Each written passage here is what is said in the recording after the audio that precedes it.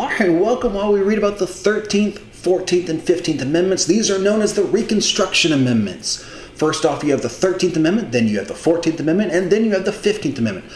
Just summarizing this stuff and putting it simply put, the 13th Amendment made slavery illegal in the United States. And the 14th Amendment, passed a few years later, declared that anyone who was born or naturalized, whatever that means, that's up to the courts to interpret, in the United States except for Native Americans, we weren't including them, to be citizens.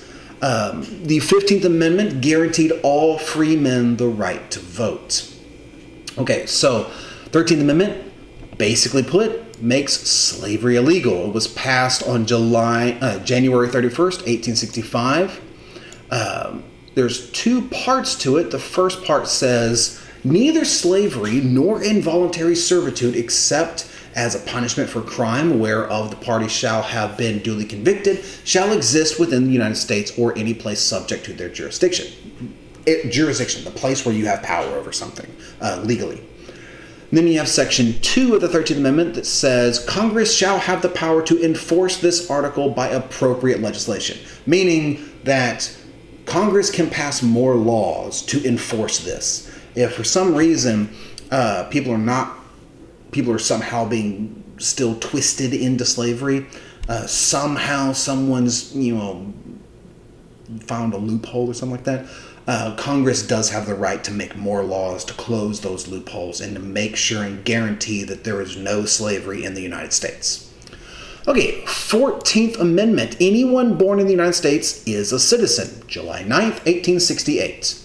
So Section 1 of the 14th Amendment, this is the longest amendment out of the Reconstruction Amendments, says all persons born or naturalized in the United States and subject to the jurisdiction thereof are citizens of the United States and of the state wherein they reside.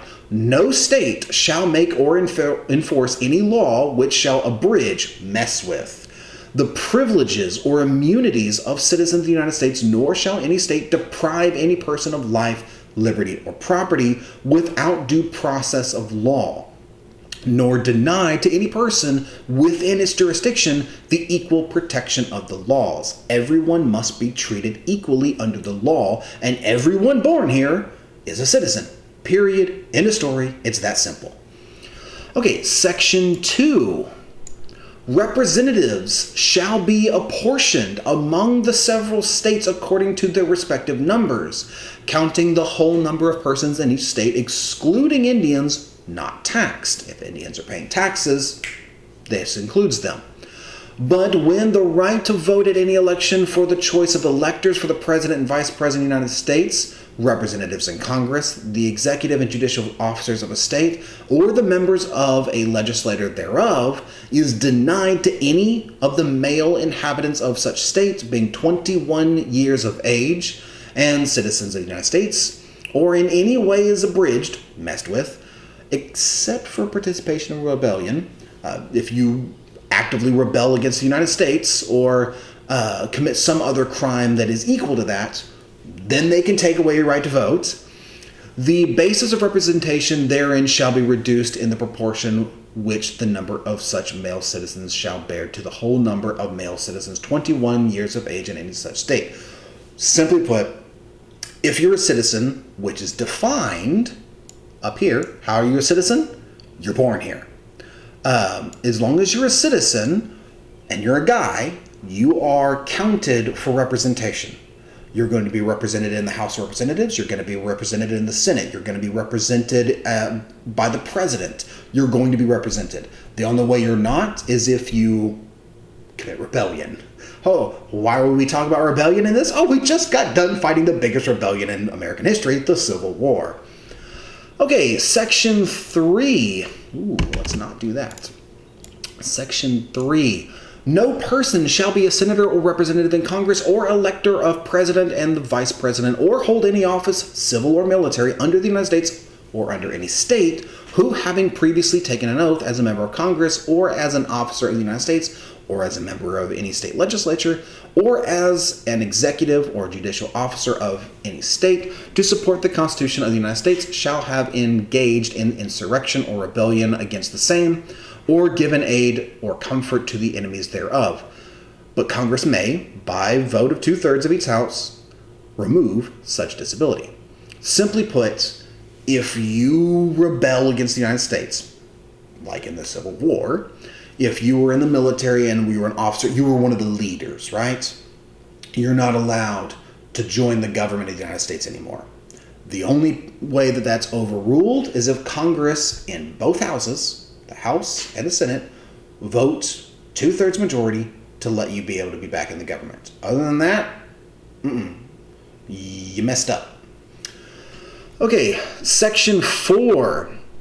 The validity, the truthfulness of the public debt of the United States authorized by law, including debts incurred or payment of pensions and bounties for services in suppressing insurrection or rebellion, shall not be questioned. But neither the United States nor any state shall assume or pay any debt or obligation incurred in aid of insurrection or rebellion against the United States, or any claim for the loss of emancipation of any slave, but all such debts, obligations, and claim shall be held illegal and void. No, we will not pay you for your slaves. And if you claim that we have to pay you for your slaves that are now free, too bad. It's illegal for anyone to pay you for those because they're people. They're not slaves. Section 5. Congress shall have the power to enforce by appropriate legislation the provisions of this article. We are allowed to do whatever is necessary to make sure Section 1 through 4 is made a reality in people's actual lives, right? Like, if we have to pass more laws, we'll pass more laws. If we have to send the military, we'll send the military. This is going to happen. Okay, 15th Amendment. Citizens cannot be denied the right to vote based on race, color, or previous condition of servitude. Passed February 1870. Shorter one, Section 1, the right of citizens of the United States to vote shall not be denied or abridged by the United States or by any state on account of race, color, or previous condition of servitude. It just says citizens all have the right to vote. But if you look at the 14th Amendment,